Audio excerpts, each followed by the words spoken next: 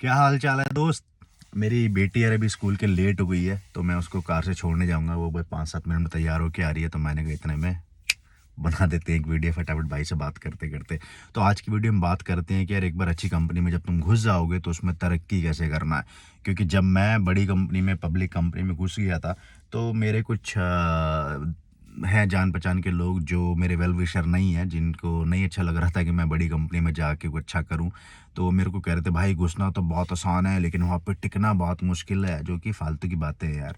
कोई कंपनी क्यों तुम पे इतना टाइम खर्च करके तुम्हारे 8-10 राउंड करा के तुम्हें हायर करेगी सिर्फ ये सोच के कि इसको फायर करना है? Does it make any sense? Of course it doesn't, right? तो अनलेस तुम अंदर घुसने के बाद तुम ऐसा कुछ चूतियापा करो जिससे कंपनी को तुम्हें निकालना पड़ जाए। क्यों निकाली कंपनी यार? They have invested enough time, money, and energy to conduct all those rounds, and now they think you are the right fit for their company. So when they think, why don't you think and contribute? तो वो सब फालतू की बातें थी। तो जब मैं घुसा, लेकिन हुआ क्या कि उन लोगों ने कुछ बोला, और मैंने पूरी लाइफ अपनी छोटी कंपनी में काम किया हुआ था। तो मेरे को लगा पता नहीं यार बड़ी कंपनी में घुसने के बाद क्या होता होगा, बट थोड़ा मैंने कॉमन सेंस लगाया, थोड़ा स्ट्रेटजाइज किया जैसा मैं यूजुअली करता हूँ। और लोग नॉर्मली कहते हैं कि बड़ी कंपनी में अप्रेजल 1% अमेरिका में होता है, 2% हो जाए तो गनीमत है। पिछले 3.5 साल से मैं बड़ी पब्लिक कंपनीज में काम कर रहा हूँ, मेरे अप्रेजल बहुत अच्छे हुए हैं। ऑफ कोर्स मैं बता नहीं सकता नंबर्स, लेकिन आई एम वेरी हैप्पी। और अगर एक एम्प्लॉय बोल रहा है कि he is happy with the appraisals, तो मतलब वो सही में हैप्पी होगा, वरना यूजुअली हम लोग हैप्पी होते नहीं है अपने अप्रेजल से।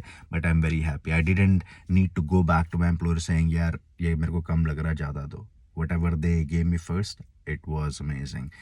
तो इसलिए मुझे लगा कि यार जिन चीज़ों ने मुझे बड़ी कंपनियों में एस्टैब्लिश होने में हेल्प किया, अच्छा ग्रोथ करने में, अच्छे अप्रेजल्स लेने में हेल्प किया, तो मैं इस वीडियो के थ्रू आपसे वो शेयर करूं। हो सकता है आपको वो सेंसिबल लगे और आप भी उनको एग्जीक्यूट करना चाहो। तो देखो, मैं 3 चीज़ें मैंने नॉर्मली की हैं, तो मैं वो आपसे शेयर करता हूँ। सबसे पहली चीज़ तो तुम ये करो कि जिस भी कंपनी में तुम जा रहे हो, your first goal should be कि जो भी तुम्हारा प्रोफेशन है, ठीक है, फॉर एग्जांपल जिस भी तुम फील्ड में उस कंपनी में जा रहे हो, ऑफ कोर्स उस कंपनी में जा रहे हो तो चांसेस होंगे कि जो तुम पहले से कर रहे हो वो तुम्हें थोड़ा बहुत आता ही होगा, तभी उन्होंने तुम्हें हायर किया है। तुम्हें थोड़ा वो कंपनी में वो एग्जैक्टली काम कैसे होता है समझना पड़ेगा, वो उनका कल्चर या कुछ नई चीज़ें वहाँ पे होती हैं। ठीक है, फॉर एग्जांपल तुम अगर डेवलपर हो तो वहाँ पे एजाइल मेथोडोलॉजी है, या प्रोडक्ट मैनेजमेंट कैसे होता है, कहाँ कहाँ से अप्रूवल लेने पड़ते हैं, एट्सेट्रा। तो वो तुम्हें समझने के लिए अपना जो रोल है उसमें अच्छे से फिट बैठना पड़ेगा। तो पहले अपने आप को इस्टेब्लिश करने के लिए उन चीज़ों को बहुत अच्छे से समझ लो कि अपनी फील्ड में तुम एक्सपर्टीज़ गेन करो। ठीक है, ये तुम्हारा पहला ऑब्जेक्टिव होना चाहिए। और जब उसके अंदर भी अगर 40 चीज़ें तुम्हें पढ़नी है अलग अलग उसके लिए, तो वहाँ से स्टार्ट करो जहाँ पे तुम्हारा एक्सपीरियंस ऑलरेडी है, ताकि तुम वो लो हैंगिंग फ्रूट्स को जल्दी कवर कर पाओ। तो मैं पहले से ये सब काम करता था, तो मेरे को काम करने में कोई दिक्कत ज़्यादा आई नहीं, मेरे को पता था काम कैसे होता है। हालांकि बड़ी कंपनी का थोड़ा सिस्टम अलग था, तो मैंने वो समझा, तो पहले मैंने वो एक्सपर्टीज़ गेन की। ठीक है, अब मैं अपने काम में मैंने महारत हासिल कर ली एक तरह से। शुरू के जो 2-3 महीने का ट्रेनिंग पीरियड होता है उसके अंदर अंदर ही। ठीक है, अब उसके बाद दूसरा मैंने क्या करना शुरू किया कि बड़ी कंपनीज में या हर तरह कंपनीज में आजकल जो सोशल कोलैबोरेशन होता है with in the company, internal मतलब कॉलिग्स के साथ, उसके प्लेटफॉर्म्स बने होते हैं। सो फॉर एग्जांपल किसी कंपनी में आप जाओगे तो हो सकता है वहाँ पे फेसबुक का जैसे एक वर्क प्लेस करके प्लेटफॉर्म है, which is like Facebook for enterprise, या यामर है, या अलग अलग चीज़ें हैं जिस पे आप जाके with in the company collaborate कर सकते हो। या हो सकता है कोई अंदर चैनल्स होंगे, फॉर एग्जांपल स्लैक प्लेटफॉर्म होगा जिस पे स्लैक पे इंटरनल आप कम्युनिकेट कर सकते हो, स्लैक होगा, या माइक्रोसॉफ्ट टीम्स या गूगल चैट मीट, कुछ भी ऐसा होगा। तो वहाँ पे जाके आपको ये करना है, क्योंकि बड़ी कंपनी में नॉर्मली उन चैनल्स पे लोग कोई सवाल पूछेगा कि यार मैं यहाँ पे फेस कर रहा हूँ, इसका कुछ आंसर है क्या, मैं अटक गया हूँ, ये एरर आ रहा है, कुछ भी हो। तो वहाँ पे जाके आपको मेक श्योर करना है कि आपने जो एक्सपर्टीज़ गेन की है, अगर वो सवाल आपके मतलब का है, तो वहाँ पे जाके आपको वो आंसर करना है। ठीक है, क्योंकि होगा क्या कि लेट्स से उस चैट रूम के अंदर अगर, या उस पोर्टल के ऊपर 10,000 लोग हैं, ठीक है, आपने आंसर किया किसी एक बंदे के क्वेश्चन को, लेकिन इनडायरेक्टली आपने 10,000 लोगों को बता दिया कि भाई मैं इस चीज़ में मेरी एक्सपर्टीज़ है। ठीक है, और आपको इसको और भी अच्छा करना है तो आप ये कर सकते हो कि आपको लगा कि बार बार उन सोशल कोलैबोरेशन इंटरनल प्लेटफॉर्म्स में एक तरह का सवाल बार बार आ रहा है। ठीक है, लेट्स से कि मैं अगर बिलिंग डिपार्टमेंट में हूँ और मेरे को पता है कि एक तरह का बिलिंग का सवाल बार बार आता है, या मैं डेवलपर हूँ, मेरे को लगता है कि बार बार ये ये एरर कई लोग डालते हैं, तो मैं क्या करता हूँ कि मैं उसको एज को लेता हूँ, उसका वीडियो बना देता हूँ, और अगली बार जब भी कोई वो सवाल पूछता है तो मैं उस वीडियो का लिंक वहाँ पे डाल देता हूँ, जिससे कि मैंने हेल्प डायरेक्टली की सिर्फ एक बंदे की, लेकिन इनडायरेक्टली उस ग्रुप में जितने भी लोग हैं उस चैट रूम में या उस प्लेटफॉर्म पे, लेट्स से 2000 लोग हैं, तो 2000 लोगों को पता चल गया भाई गोल्डी को इस चीज़ में एक्सपर्टीज है। And when you keep doing it, keep doing it, very slowly you will move towards kind of internal influencer or internal expert for that specific niche। ठीक है, तो वो स्टेटस आपको लेना है जिससे कि लोग आपको नाम से जानने लगे इंटरनली, सब लोग। ठीक है, उसके बाद जो तीसरी चीज़ है जो आपको करनी है वो ये करनी है कि आपको भी काम बहुत अच्छा आ गया, आपने काम बहुत अच्छा फैला दिया, पूरी कंपनी में लोग आपको जानने लगे आपके काम से। अब तीसरा आपको ये करना है कि कोई भी मतलब इम्पैक्टफुल प्रोजेक्ट ढूंढना है। ठीक है, जिससे कि इम्पैक्ट बड़ा हो। फॉर एग्जांपल आपको लगा कि यार मैं हूँ तो डेवलपर हूँ, मैं सॉफ्टवेयर डेवलप करता हूँ, लेकिन मैंने देखा कि मे बी कोरा पे या स्टैक ओवरफ्लो पे काफ़ी सारे कस्टमर्स ने सवाल पूछे तो हमारे प्रोडक्ट के बारे में कि यार जब मैं सॉफ्टवेयर इंस्टॉल करने जाता हूँ तो मेरे को ये प्रॉब्लम आता है या वो प्रॉब्लम आता है। ठीक है, तो आपने इनिशिएटिव लिया, आपने ऐसा एक प्रोजेक्ट बनाया अपने लिए जिसको आपने पूरा डॉक्यूमेंट किया।